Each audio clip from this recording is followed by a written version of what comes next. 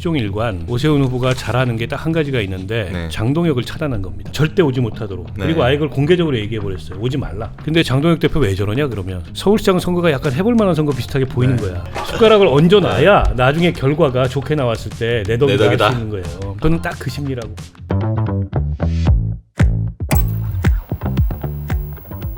네, 세 번째 씬 한번 공개해 주시죠. 네, 이제 장동혁 서울 유세 오세훈 긴장. 이제 왼쪽에 국민의힘 장동혁 대표, 오른쪽이 국민의힘 오세훈 서울시장 후보입니다. 이제 뭐 아무래도 이제 이게 서울 유세를 두고는 이제 민주당과 국민의힘이 참 다른 양상을 보이고 있어요. 어제만 하더라도 이제 정청래 대표는 이제 정영원 후보랑 같이 서울 여의도역에서 뭐 출근 인사도 하고 뭐 이렇게 해서 뭐 정원 후보가 원하는지 안 원하는지 모르겠지만 어쨌든 이렇게 같이 하는 모습을 보여줬고 반면에 이제 장동혁 오세훈은 같은 날 어제 같이 서울을 돌았는데 서로 다른 곳을 돌면서 또 겹치지 않는 뭐 이제 이런 식의 행보를 하고 있습니다. 그래서 같이 하지 않는 게 뭐 이제 뭐 전략적 역할 분담이라는 식으로 뭐 이제 뭐 설명을 오세훈 후보 측에서 하기도 하는데 사실 뭐 이제 그렇게 진심으로 받아들이는 건 아닌 것 같죠.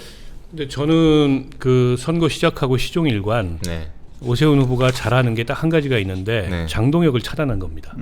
절대 오지 못하도록. 네. 그리고 아예 그걸 공개적으로 얘기해버렸어요. 오지 말라. 네. 그게 도움이 안 되고 딴 거 하시라. 네. 그게 이제 나름 일관성이 있는 거예요. 박형준 시장처럼 왔다 갔다 오락가락 안 하고. 네. 그래서 그나마 저는 오세훈 시장이 추격을 하고 있다고 봐요. 근데 장동혁 대표 왜 저러냐 그러면 서울시당과도 협의 안 하고 네. 지역 후보들과도 협의 안 하고 그냥 약간 무대뽀로 밀고 들어오는 느낌이잖아요. 그렇더라고요. 서울시장 선거가 약간 해볼 만한 선거 비슷하게 보이는 네. 거야. 그래서 거기에 숟가락을 얹어놔야 나중에 결과가 좋게 나왔을 때 내 덕이다 할 수 있는 거예요. 저는 딱 그 심리라고 봅니다. 그러니까 더 짜증나죠. 오세훈 시장 캠프에서 보기에는 본인이 도움되는 거 하나도 없고 저렇게 돌아다녀봐야 마이너스만 되는데 이제 와서 숟가락 얹으려고 하니까. 그러니까 어제 이제 서소문 고가차도 사고로 인해서 캠페인이 좀 중단됐길 망정이지 아니었으면 오세훈 시장 입장에서는 좀 곤란할 뻔했죠. 사실 뭐 이제 어제 뭐 이제 말씀하신 대로 이제 서소문 고가차도 이제 뭐 붕괴 사고가 있어서 이제 세 분이 숨지고 세 분이 다치신 이제 큰 사고가 있었는데 사실 뭐 이제 그래서 여야 대표들도 그렇고 서울시장 후보들도 그렇고 다 이제 유세를 중단한 상황입니다. 그래서 현장에 가서 찾았는데 특히 이제 오세훈 후보 같은 경우는 뭐 이제 직무가 정지된 상태이긴 한데 뭐 이제 현직 서울시장이긴 해요. 근데 이제 이런 사고가 사실 이제 일반 국민들의 정서로 봤을 때는 이제 이게 정치랑 연결되는 순간 이제 좀 되게 거부감을 느끼는 뭐 이제 이런 정서 분명히 있는데 어제 또 이제 뭐 민주당 정원호 캠프 뭐 이제 핵심 인사는 또 뭐 이제 이게 오세훈 후보의 안전 불감증이 나온 예고된 참사다 뭐 이제 이런 글을 올렸다가 또 비싹하기도 했고 뭐 이제 국민의힘 마포구청장 후보는 또 이제 마포에서는 뭐 이제 4년 동안 단 한 건도 큰 안전사고가 발생하지 않은 걸 자랑하고 싶다 뭐 이제 이런 류의 발언도 해서 사과를 했습니다. 그리고 뭐 또 정원호 후보가 지지자들이 모인 카톡방에는 이게 뭐 호재다 뭐 피해가 더 커야 된다 막 뭐 이런 얘기를 하는 짤이 이제 또 돌아다니면서 엄청 파장이 크긴 했는데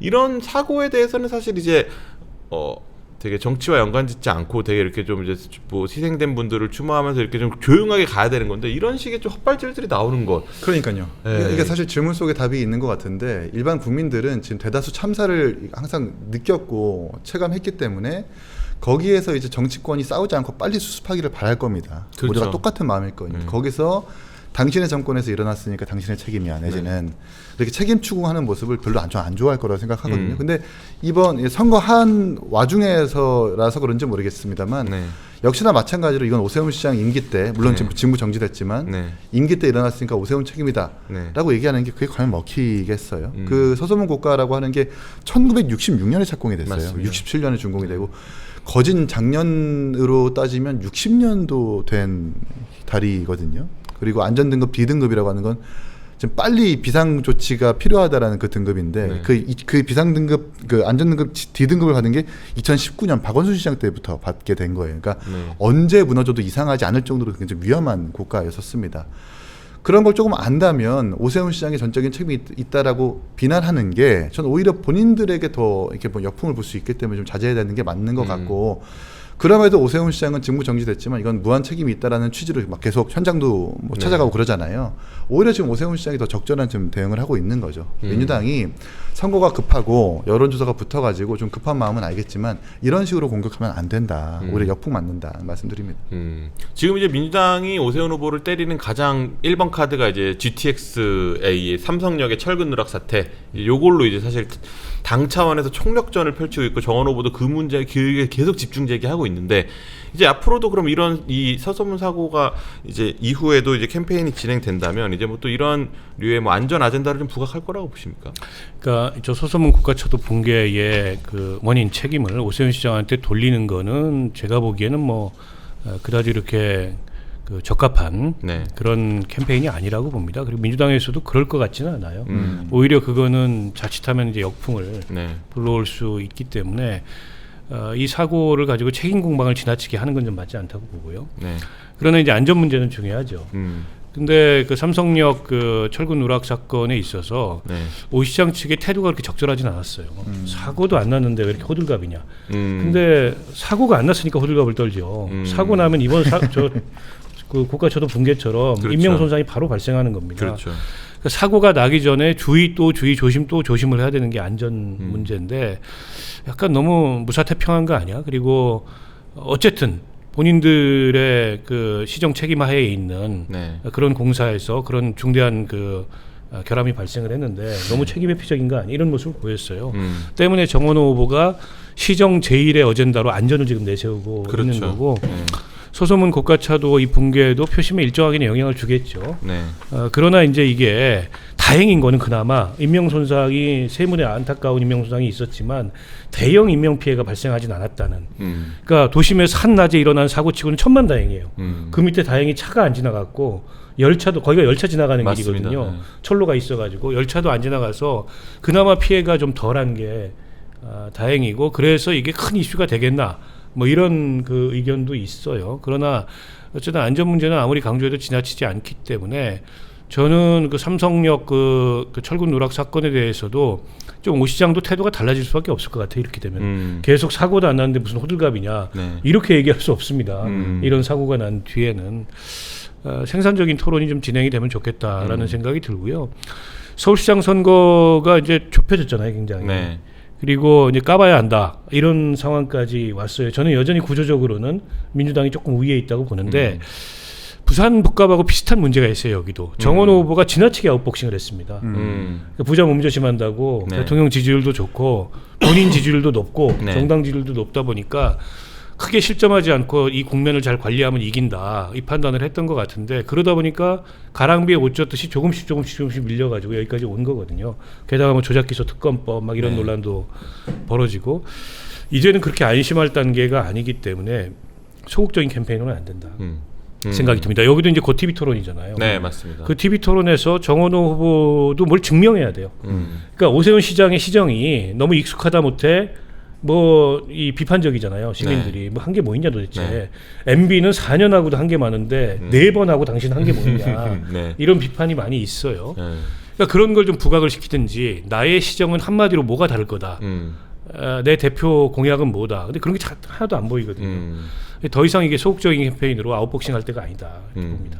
알겠습니다. 우리 박 의원님 말씀하신 대로 좀 조사가 붙고 있는 추이라는 걸 한번 여론조사 그래프를 한번 보여드릴게요. 이제 뭐 4월 25에서 27일 이제 KBS 의뢰로 한국 리서치에서 이제 조사를 한 건데요. 이게 한번 같은 여론조사의 똑같은 추이니까 한번 보시죠. 이제 4월 25에서 27일 날 했을 때는 43대 32였는데 이제 뭐 5월 21일에서 25일 날 한 조사에서는 42대 36, 이 6% 포인트 격차, 오차범위 내죠. 오차범위 내로 이렇게 좁혀지는 이제 추세입니다. 요런 그 서울시장 원래 두 자릿수로 벌어졌던 게 이제 한 자릿수로 좁혀지는 추세. 물론 이제 뭐 선거 막판에 가면서 뭐 이제 보수 결집이 이루어지고 뭐 이제 이런 영향도 있겠지만 뭐 이제 이런 배경은 뭘로 분석하십니까? 그러니까 대내적인 변수가 있고 대외적인 요인이 있을 텐데 대외적인 변수는 사실 이 정부의 조작기소 특검법이 아주 결정적이었죠. 네. 어쨌든 그 재판이 진행되고 있고 수사를 받아야 되는 대통령이 네. 법 앞에 평등해야 된다는 그 원칙을 가장 먼저 지켜야 된다라고 네. 생각하는 대통령이 재판을 그냥 없애겠다고 노골적으로 나섰으니까요. 네. 여기에 대해서 역풍을 맞으니까 이게 전국 선거에서 영향을 미친 것이 아닌가 싶고요. 네. 그 대내적인 요인 같은 경우에는 정원호 후보 자체의 어떤 역량, 자질 이 문제가 있는 것 같아요. 분명 처음에는 이재명 대통령이 본인 트위터에서 일 잘한다 이 사람 띄워줬죠. 네, 성남시장처럼 같은 평가를 받는 사람이다라는 식으로 홍보를 했고 크게 아주 샤라웃을 해줬어요. 정말 일을 잘하는 줄 알았죠. 근데 나와서 보니까 토론도 피하고 잠깐 나오는 토론에서도 말을 잘 못하세요. 본인의 생각을 조리 있게 말을 잘 못하시는 것도 있고 지금까지 내놓은 정책들만 봐도 기억에 남는 게 바깥에 있는 유기묘를 입양하면 25만 원 준다. 라든지 아니면 갑자기 얼마 전까지 김영훈 장관이 쿠팡의 새벽배에서 온 2급 발암물질이라고 표현한 정부가 24시간 대중교통을 운영하겠다라는 얘기를 해요. 정원 후보 같은 경우는. 앞뒤가 안 맞잖아요. 일을 잘하는 건지도 모르겠고 효과성 있는 정책을 내놓는 건지도 모르겠고 그렇다고 해서 대외적인 요건, 조작기수 특허법 때문에 정부에 대한 평가도 점점 안 좋아져요. 그러면 서울 오세훈 시장 같은 경우는 5선 동안 4선 동안 했기 때문에 탄탄한 내구성이 있단 말입니다. 네. 그것과 비교해서 정원호 후보가 뒤처질 수밖에 없어요. 게다가 주폭 논란에 이어서 전국 선거에서 오빠 논란, 손털기 논란까지 영향이 위로 올라오는 거죠.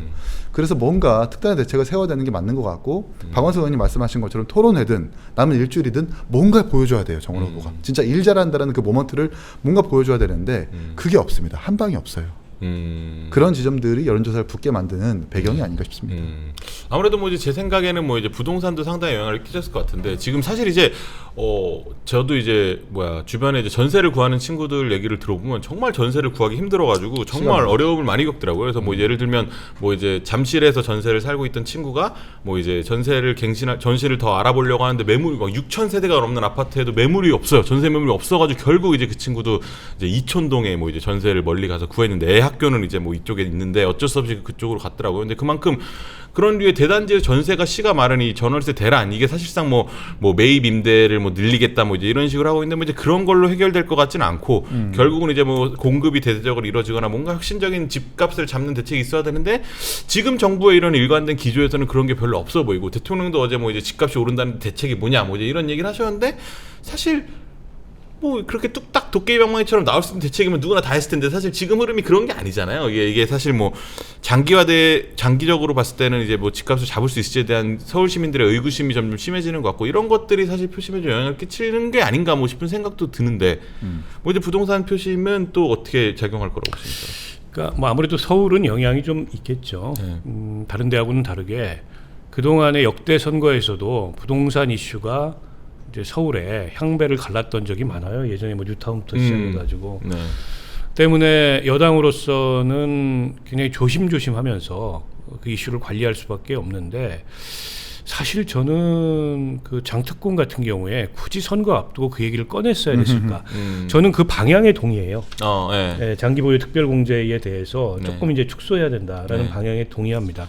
근데 왜 하필이면 시점이 그때였을까라는 아쉬움은 있어. 이게 선거 때는 불필요한 논란을 야기하거든요. 당장 정부가 그 세제 개편안을 이번 그 정기국회 앞두고서 낼지 안 낼지도 모르는 상황에서 그리고 그건 선거 끝난 다음이잖아요. 7월 말에 내거든요.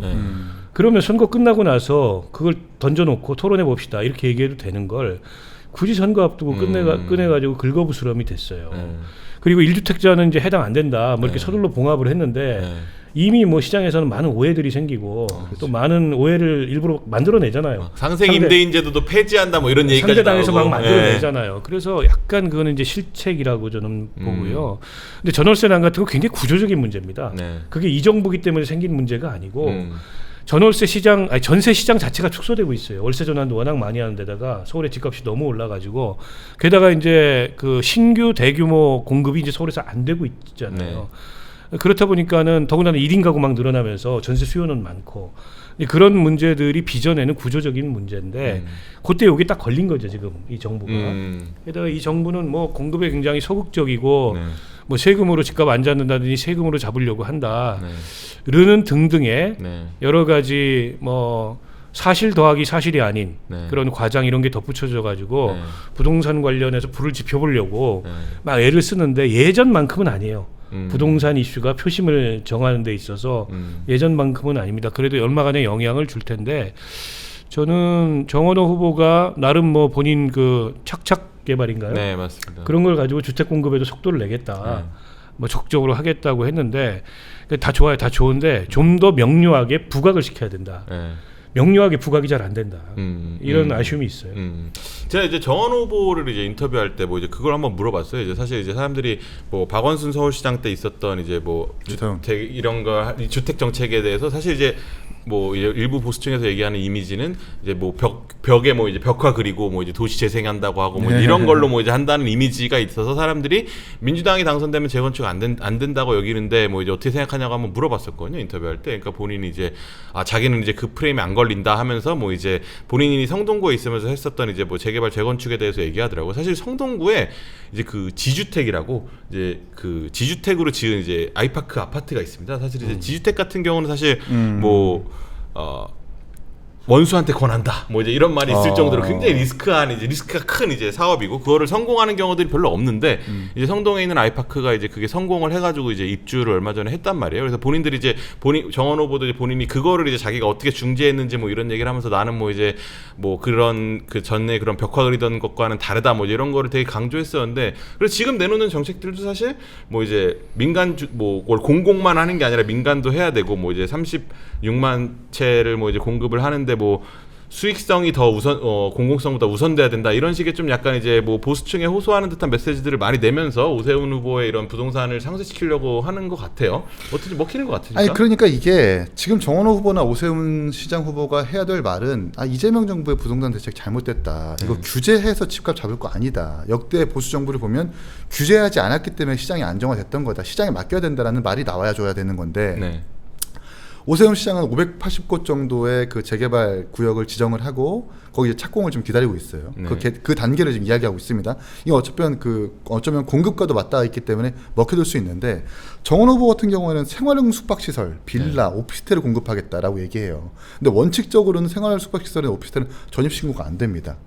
그렇기 때문에 만약에 뭐 가정이 있는 아이들이 있는 가정이 그 집에 들어갔었을 때 인근 학교에 배정될 수 있는 그런 것들 원칙들도 다 지켜지지 않는 거라서 이게 민심과 맞닿아 있지 않은 말들을 지금 계속 하고 있는 거예요. 정원 후보 같은 경우에는. 네. 그러니까 부동산 정책에 대해서 그 굵직한 그 줄기를 이야기하는 게 아니라 네. 뭔가 다른 이야기 곁까지만 지금 이야기하고 있기 때문에 네. 뭔가 좀 부동산에 대한 그 여론과 민심이 반응하지 않는 것으로 좀 보이고요. 그런 점에서 오세훈 후보가 지금 계속 공급하겠다라고 구체적으로 좀 계획을 발표하고 있잖아요. 네네. 이런 점에서 봤을 때 확실히 두 후보의 차이는 분명히 있다는 생각이 듭니다. 알겠습니다. 이제 또 서울시장 이제 대해서 한번 짚어봤으니까 이제는 오자구도로 펼쳐지고 있는 경기 평택을 얘기 한번 해보죠. 여기 뭐 두 분 하실 말씀 많을 것 같은데 민주당에서 이제 조국 후보, 민주당 김용남 후보와 혁신당 조국 후보가 사실상 뭐 이제 엄청난 감정 싸움을 하고 있습니다. 그래서 이런 구도면 사실상 단일화가 어렵지 않겠냐 이런 얘기들이 나오고 있는데 뭐 이제 사실 지금 뭐 이제 김용남 후보의 뭐 이제가 뭐 대부업체를 뭐 이제 차명으로 운영한다 뭐 이제 이런 거에 이게 이제 조국 후보 측의 공세의 핵심이죠.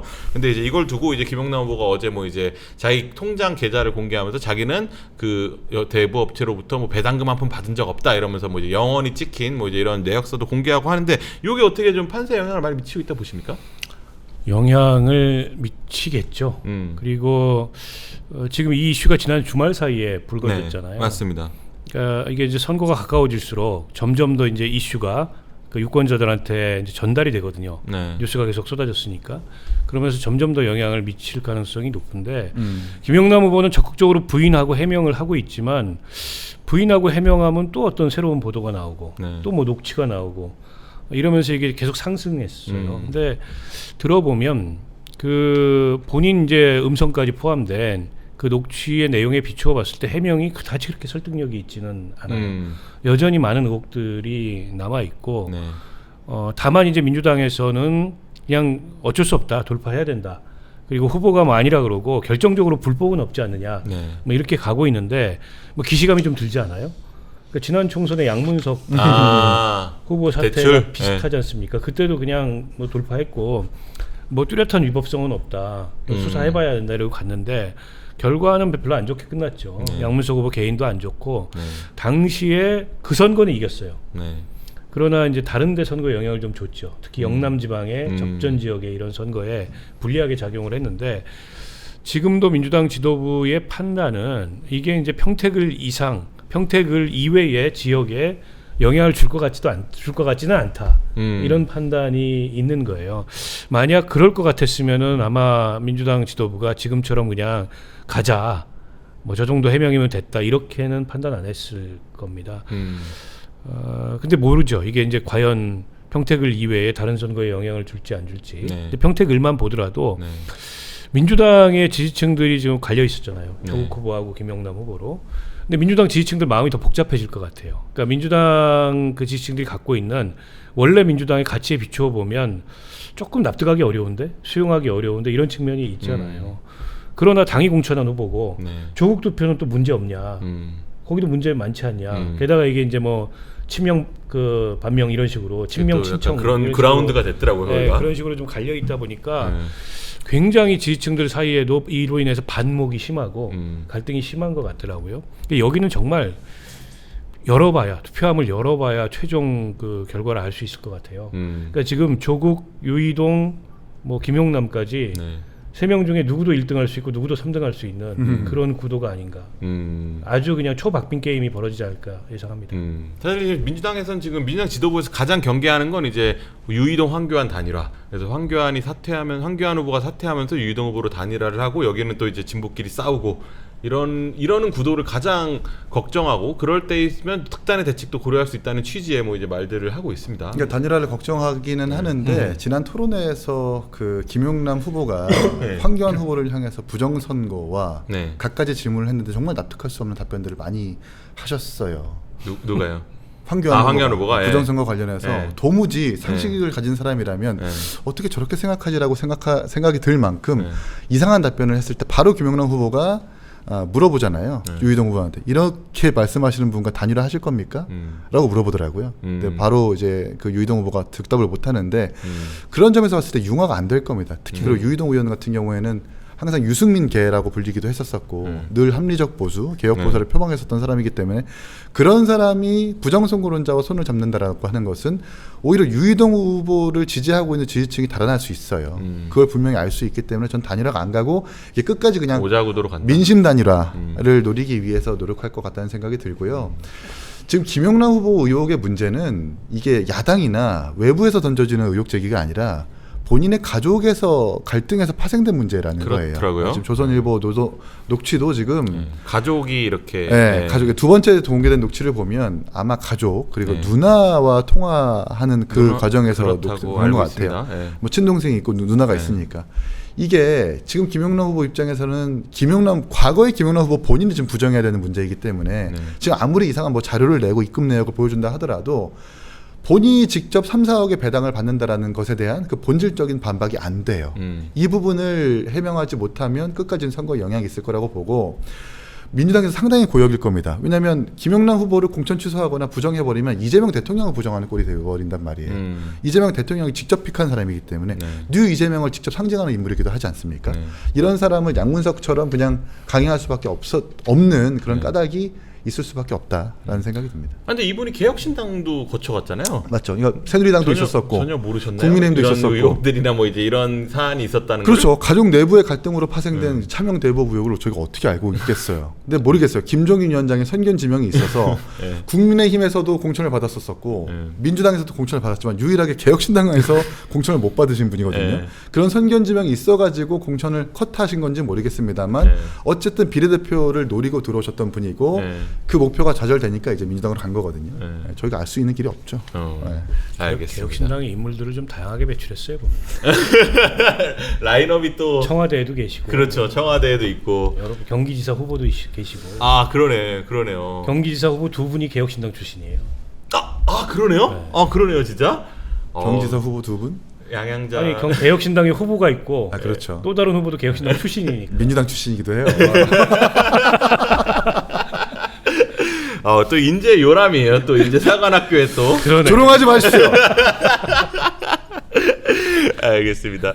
그래서 이제 또 같은 취지로 이준석 대표도 어제 페이스북에 글을 하나 올렸더라고요. 자신에게 이 건 알고 있었냐 이게 묻는 사람 많은데 이제 이기인 총장 말씀해주신 대로 몰랐다 이제 이러면서 약간 아니, 저걸 어떻게 알겠어요? 그러니까. 가족이 제보한 걸 어떻게 알겠습니까? 그렇긴 하죠. 근데 이제 또 약간 시끄럽게 당을 떠난 분들은 단 한 명의 예외도 없이 총선을 앞두고 비례공천을 요구하며 분탕질 협박을 일삼았던 분들이라고 한 것들이 사실상 이제 이 총장 말과 같은 맥락인 것 같죠? 그러니까 허은하 전 의원도 그렇고 김용남 영남 지금 후보도 그렇고 정확하게 비례대표를 이제 목적으로 하고 당에 함께 하는 것을 제가 옆에서 봤기 때문에 아마 그분들한테 물어봐도 부정할 수는 없을 겁니다. 그런데 이제 문제는 당을 떠날 때 이준석 대표 등에 칼을 꽂고 그 피값으로 공천받고 지금 뭐 청와대도 가고 있는 것 같은데 뭐 영원히 잘 사시라 정치 잘 하시라 말씀드립니다. 네.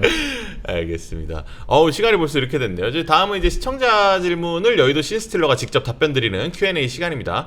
자, 이제 어떤 질문인지 한번 볼까요? 우리 박원석 의원님께 이제 그 질문을 주신 분이 계시네요. 근데 이제 근데 한동훈이 당선된다면 그 다음 행보는 뭐가 되는 건가요? 그거야 뭐 한동훈 후보가 알지 제가 알겠습니까? 그러나 예상해 볼 수 있는 바는 국민의힘 복당 문제가 자연스럽게 떠오르겠죠, 이슈로. 근데 이게 좀 미묘해요. 그러니까 사실은 이번에 국민의힘이 그냥 완패하고 그럼으로써 국민의힘이 거듭나야 되는 선거입니다. 그러니까 보수가 진짜 살아나려면. 근데 최근에 무슨 얘기가 나오냐면 대구 이기면은 이거는 또 장동혁 대표가 연임에 이어갈 수 있는 있다 뭐 이런 얘기를 하고 있어요. 처음에 서울 부산 얘기하다가 그러니까 이제 물러날 뜻이 없다는 거죠. 근데 어정쩡하게 영남에 한 두 군데 정도 이겨 대구 포함해서 그러면 또 이제 본인이 그게 자기 공이라고 막 그럴 거 아니에요. 그렇죠. 그러면 국민의힘 내부가 굉장히 복잡해질 거예요. 저걸 그냥 방관할 수는 없는데 서울을 져도 서울을 져도 저걸 방관할 수는 없는데. 저걸 이제 뭔가 사단을 내자니 또 거기에 이제 강성 지지층들이 버티고 있잖아요. 내부 갈등이 엄청날 겁니다. 그래서 한동훈 후보가 부산 북갑에 이겨도 장동혁이 완전히 물러나는 그런 그림이 아니면 당에 바로 돌아오기는 어려울 거예요. 당분간 진통을 겪어야 되고 결국 다음 전당대회에서 바로 전당대회가 열릴지 뭐 어쩔지 모르겠는데 바로 전당대회가 비대위 거쳐서 열려가지고 새로운 후보가 새로운 대표가 탄생하면은 뭐 그때 이제 들어올 수 있겠죠. 근데 그게 아니고 장동혁 체제가 계속 가면은 계속적 이상한 갈등이 벌어질 가능성도 있죠. 부산 북구의 선거에서 이겼음에도 불구하고 부산 북구에서 한동훈 대표가 이기면 더더욱 장동혁 대표로서는 사활을 걸고 당에 다시 들어오는 걸 막으려고 할 거예요. 굉장히 그로 인해서 뭐 비생산적인 갈등이 더 커지겠죠. 참 사실 이제 말씀하신 영남 5곳 중에 2곳을 이긴 걸로 이제 버티려고 하는 거는 사실 좀 충격적인 시나리오네요. 사실 뭐 이제 그게 현실적으로 어떻게 될지 한번 관심을 가져봐야 될 것 같습니다. 그리고 이제 그 이기인 총장님께 이제 뭐 오렌지 트리님께서 이기인 총장님 유세차 운전 아직도 하시나요? 네, 가끔 합니다. 우리 총장님인데 또 유세차를 직접 모시나요? 저희 당직자가 7명밖에 없어요. 지금 7명의 당직자로 전국 선거를 하고 있는데 그럼에도 좀 큰 사고 없이 잘 하고 있거든요. 근데 저희가 지시만 할 수 없으니까 사무총장이 다른 당 사무총장처럼 이렇게 막 뭐 정치 내지는 방송만 나가는 게 아니라 허드렛 일도 하기 때문에 조응천 후보의 유세차도 가끔 운전하기도 했었었고 필요한 곳에 갑니다. 또 이렇게 전방위로 뛰시는군요. 한 명의 인력으로서 땜빵 해드립니다. 대형 면허를 갖고 있는 쓸만한 일꾼.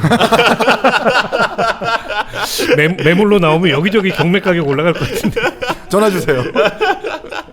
알겠습니다. 저도 예전에 유튜브에서 이제 우리 또 이기인 총장님이 또 이렇게 아내분의 학원차를 또 직접 운전하면서 또 이제 그런 걸 보면서 이분이 정말 전천후 인재구나 이제 이런 전문입니다. 알겠습니다.